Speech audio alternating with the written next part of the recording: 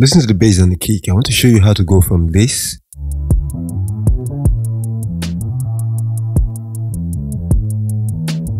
to this.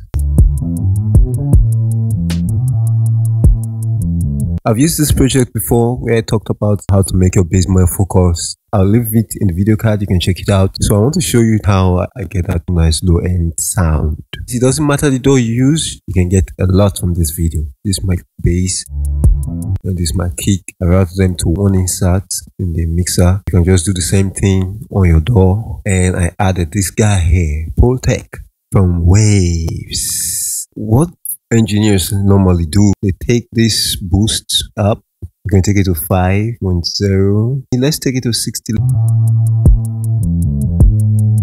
Ow, maybe 100. Let's hear it.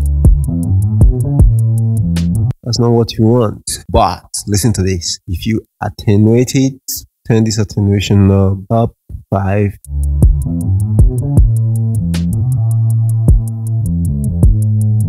So cool without the EQ. With the EQ, you can do that to have a real rich low end. Hope you have your headphones on, or maybe you're using good speakers that can produce the sound. Most people go from 30 to 100. Let's hear it at 20, 30 to 60, 100.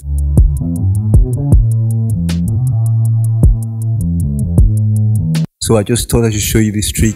It's a nice one. I'm mixing a track here and I'm using it. I thought I'd show you guys. There's also high ends to the Pultec, but this is just what I want to show you today about the Pultec EQ. Maybe I'll do another video just about the Pultec. Like this video if you like it. If you haven't already, subscribe to this channel. It helps us a lot. And hit the notification bell so that you don't miss a thing when we drop new videos. ML Pro Tool is all on Pro Studio. That's it. Don't believe you're right. Don't give in to a narrow flight.